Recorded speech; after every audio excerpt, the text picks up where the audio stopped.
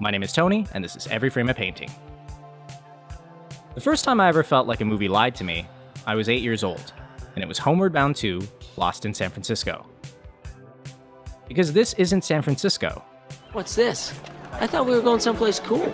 This is my favorite place in the entire city. This is Vancouver, where I grew up. If you watch enough TV shows or blockbusters, then chances are you've seen my city, disguised as Santa Barbara, or as Seattle, and even one time as the Bronx. Something's always happening here. That's New York for you. You'll get used to it. But no matter how many movies or TV shows are filmed here, there's always been one nagging problem.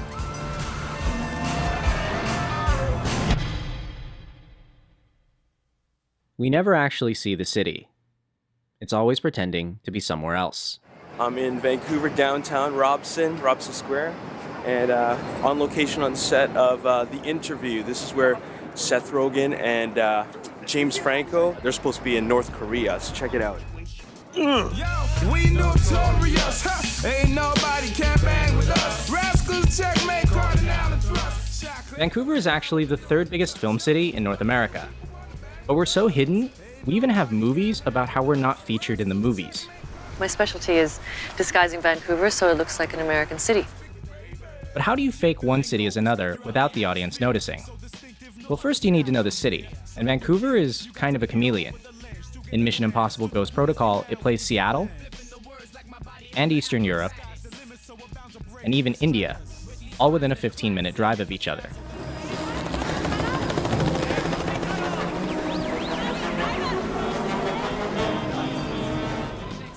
Once you know the city, it's actually pretty simple to trick the audience. Most people don't question the establishing shot, so you can just find the right building and put a title card on screen. The other option is to shoot second unit footage of another city, and then cut to somewhere in Vancouver. This is especially common with Seattle, since a lot of the architecture there looks pretty similar to here. But to really convince the audience, you're going to need a lot of help. Which brings us to the art department, who control all the little details. Like decals on the sides of cars, American flags in the background, new signs in front of buildings, and this one's my personal favorite. I'm not going to kiss them, but let's just say I might give them some. USA Today vending machines.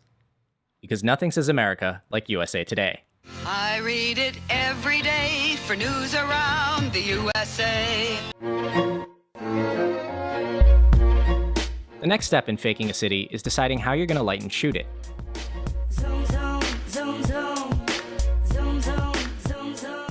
One of the best ways to disguise Vancouver is to film at night in shallow focus. This is to avoid pulling a rumble in the Bronx, when they pointed the camera north and you could clearly see the mountains. It's kind of remarkable what you can get from a location by changing the angle and the lighting. This is the Orpheum Theater on a tripod from a high angle, and here's the exact same entryway from a low angle, handheld. Last but not least, there's the VFX team, who composite specific elements into the shot. Sometimes it's a landmark, like Alcatraz, the Transamerica Pyramid, or the Space Needle.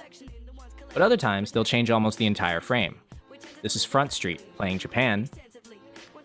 And here it is again, playing future Chicago. And it's all these little details that help us believe the illusion, so that a character can jump out of a window in Vancouver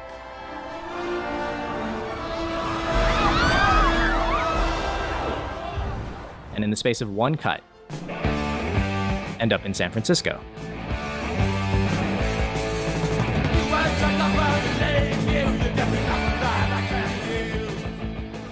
But what does it mean for a city if it's always playing somewhere else? Well, for Vancouver, it means that our on-screen image is kind of generic. What you've seen in the movies is mostly downtown, like the glass buildings along Burrard Street. And the area around Gastown, like this alley off Cambie. The city is kind of like one giant backlot, a bunch of anonymous buildings that can stand in for anywhere else.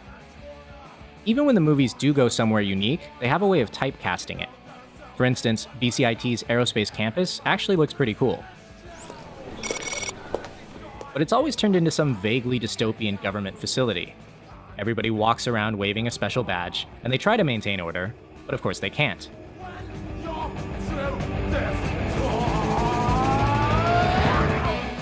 Vancouver's locations are like weirdly familiar character actors. For instance, the city's two biggest universities play opposite roles on screen. SFU, with its concrete staircases, never plays a university. It's either a military base or some evil corporation. Meanwhile, UBC always plays a university. That's located everywhere else but Canada. This year, it even played Washington State U, which means that Vancouver, British Columbia finally got to play I'm deeply moved. Vancouver, Washington. For me, this is the single worst moment in local film history. I will never forgive this.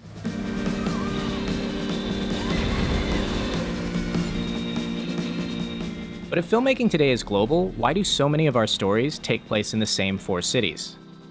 Is it just so we can destroy the same landmark over and over and over?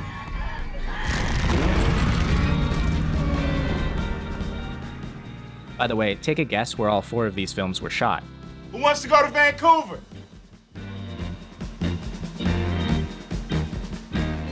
Sometimes I wonder if local film crews try to sneak the city into the shot as a form of protest. The next station is Metrotown. To Hollywood, Vancouver is a location, but not a setting. It's a place with talent and scenery and tax incentives, but almost no film identity of its own. Just other identities it can borrow. You say you heard this song before. Tell me the morning sun will rise to. But maybe there's some hope. For 50 years, there's been a local movement of films and TV shows where Vancouver does play itself. We had no idea how to make a film. We had no idea. We just went ahead and made the film. A lot of these films aren't widely distributed, but they offer a completely different perspective. For me, they're often a lot closer to my own experiences. Ready? As a child of immigrants who mostly explored the city on foot. Dad?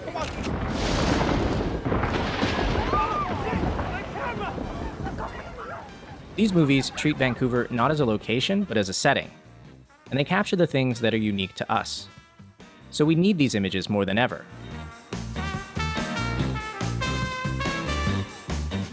Because films can preserve a particular time and place.